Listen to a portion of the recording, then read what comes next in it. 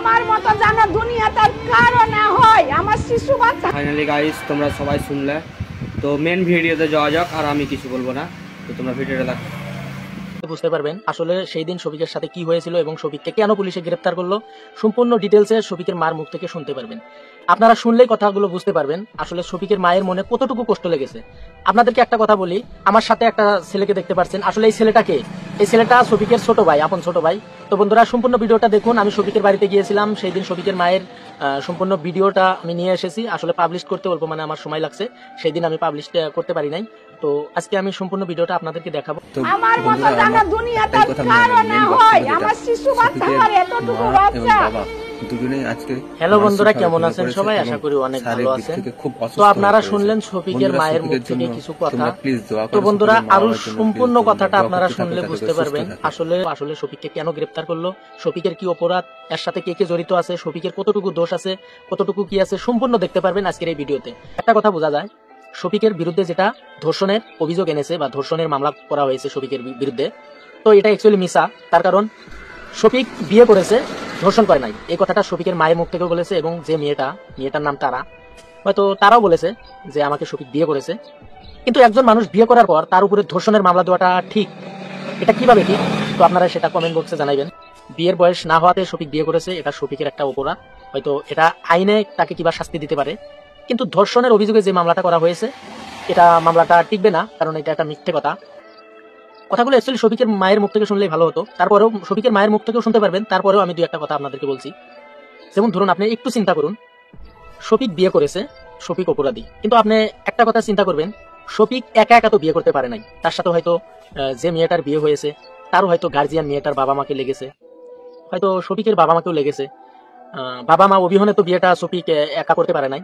তো এই কথাটাই আমি বলতে চাই, শফিক একটা নাবালক ছেলে, শফিক বিয়ে করলো, শফিক অপরাধী হলো, কিন্তু এর সাথে জড়িত যেগুলা সাবালক মানুষ, যেগুলা শফিকের গার্জিয়ান বা যে মেয়েটাকে বিয়ে করেছে সেই মেয়েটার গার্জিয়ান যারা রয়েছে, তারা সাথে জড়িত থেকে শফিকের সাথে তার মেয়েকে বিয়ে দিল, তারপরেও তারা কোনো অপরাধী হলো না। আর শফিক একটা নাবালক একটা ছেলে, যার নাকি 17+ বয়স, সে কিভাবে অপরাধী? অনেক ভালো লাগলো। তো আপনাদেরকে কেমন লাগলো অবশ্যই একটু কমেন্টে জানাবা। আর শফিকের আম্মা কি বলছে আপনারা তো শুনলে সবাই। তো শফিকের আম্মা অনেক ওদের চিন্তা ছিল। তো যাই হোক, অনেকেই সোশ্যাল মিডিয়াতে সবাই বলছো যে শফিকের ফাঁসি হবে।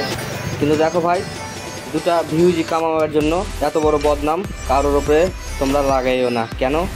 যে ওদের তো ফ্যামিলি আছে, ওরাও আতঙ্ক হয়ে যাবে, বুঝতে পারলে? তো তার জন্য তোমাদেরকে বলছি, তোমরা মিথ্যা অপরাধ ভিডিও বানাইও না। অনেক ইউটিউবাররা আছে, অনেক কথা ছড়িয়ে দিয়েছে। তো তোমরা এইগুলো কথা ছড়াইও না। কেন?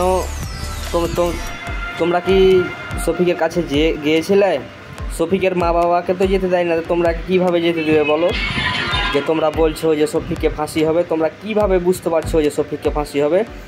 তো যাই হোক গাইস, তোমাদেরকে একটা রিকোয়েস্ট আমার, যে তোমরা এভাবে ভিডিও করিও না দুটা ভিউজ কামাবার জন্য। তো তোমাদেরকে আর একটা রিকোয়েস্ট আমার তরফ থেকে, যে তোমরা সবাই নিশ্চিন্তে থাকো। কেন? শফিকের সাথে কথা হয়েছে আমাদেরকে, তো শফিকের কোনো ফাঁসি হবে না, একটু শাস্তি হবে, ছেড়ে দিবে। তো শফিকের আম্মা কি বলছে তোমরা একটু শুনো।